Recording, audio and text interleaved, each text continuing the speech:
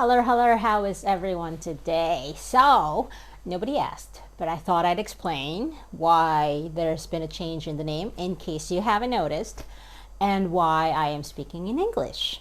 So, let's start off with the name. So, I changed the name from One Proud Pinay to Tita Diaries. Not because I am no longer a proud Filipino, because I most definitely still am. However, this channel would be focusing more on my life here in Australia and a few other things like how you get to Australia, what kind of visas and all things like that, lifestyle, cost of living, and such. Okay, so that's why I thought I'd change it to Tita Diaries, but still keeping that Filipino theme with the word Tita. For those of you who are non-Filipinos, Tita is our term of endearment for our aunts. Very similar to how other Spanish-speaking countries would call their aunts and uncles tío and tía. Okay, we also use those words as well.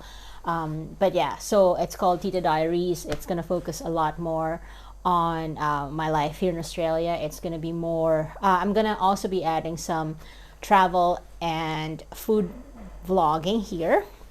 And so that's also part of the reason why I thought it's best for me to change it to that and to start speaking in English in this video is because, well, one is to reach a wider audience, but also in consideration of people who might be finding these videos and wanting to understand what it is to live here, what it's like to live here in Australia.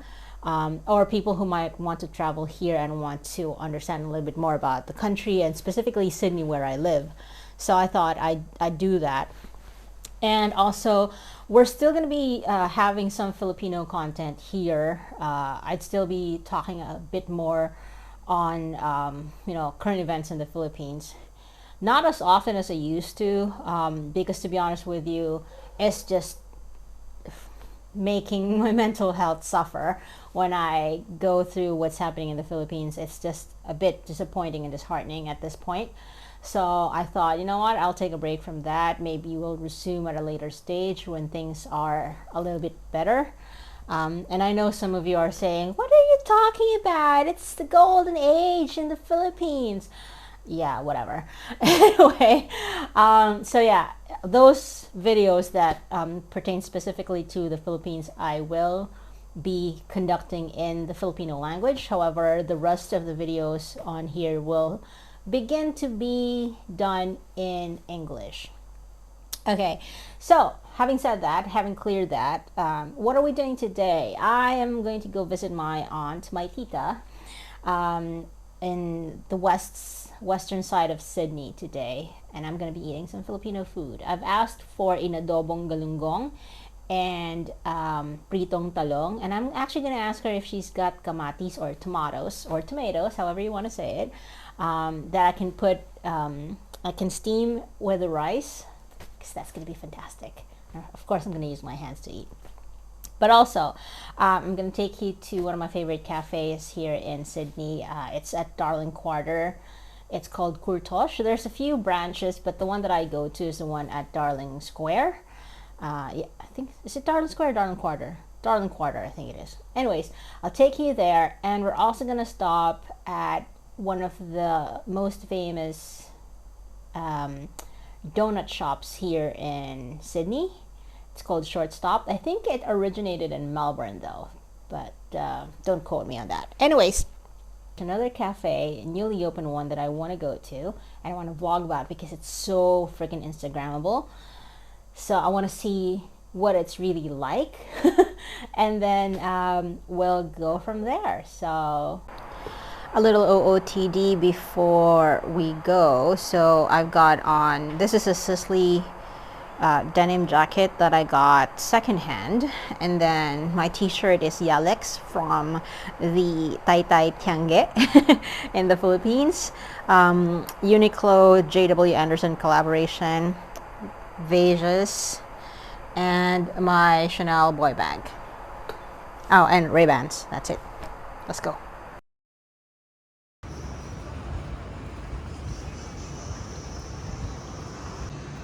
Okay, so this is Kurtosh, and I like going here at this time of the day because there aren't really a lot of people, as you can see. So I ordered a large hot chocolate and a Nutella courtage. I'll show you what that looks like. But just look how nice it is out here. The weather's fantastic. Yeah, so this is where I hang out. This looks disappointing at first, but the Nutella is baked into the courtage.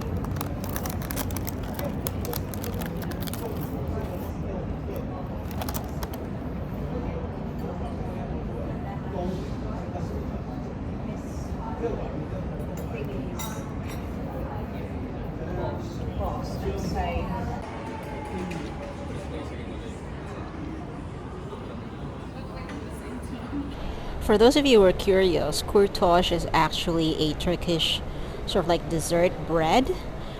It's more popularly known as a chimney cake.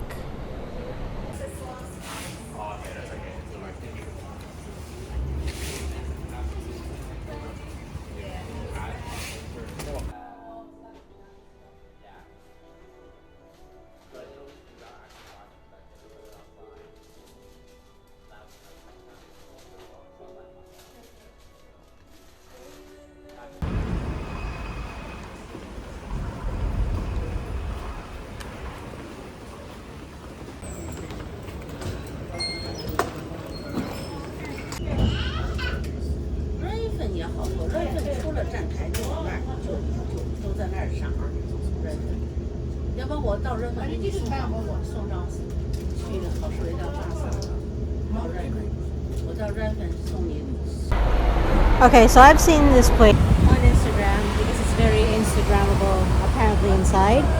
So let's go in. So this is their menu. It's actually a dessert cafe. So there's a lot of bingsu, waffles, toasted bread.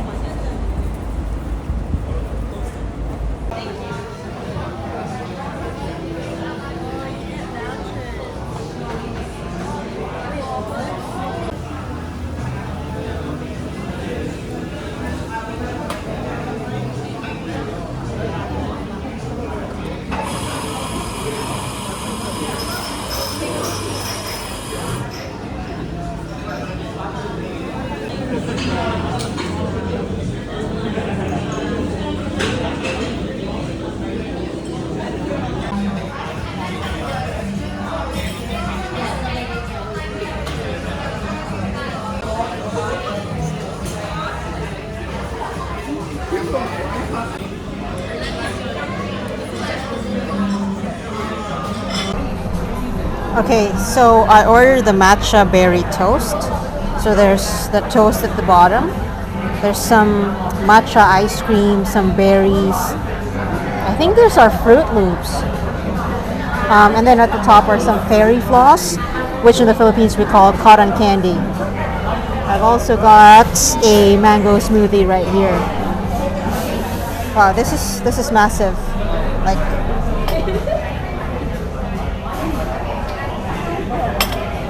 for comparison, that's my hand.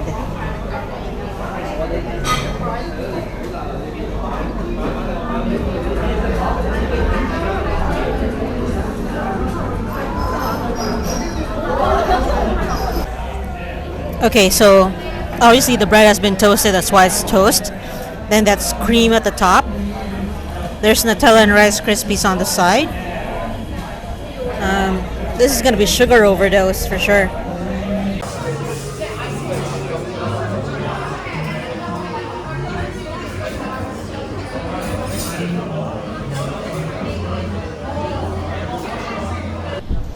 Okay, let's talk about Old School Cafe.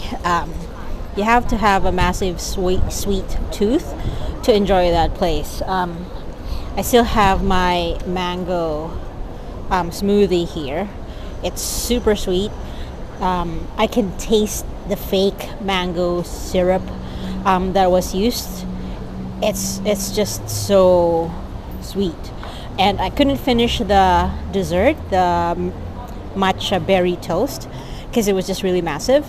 The good thing about it is because the ice cream that was used was matcha, it wasn't as sweet.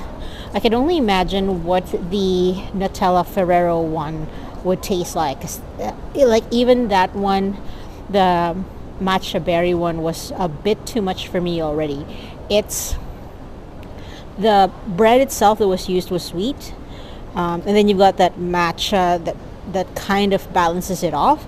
But then you've got that fairy floss at the very top, and even like the Fruit Loops and the Rice Krispies. It was just way too much, so I really couldn't do it anymore. I'm typically not the kind of person who would leave food behind. I always try and finish it. That's how my parents always taught me. But that one, I already know I'm going to have a massive stomach ache.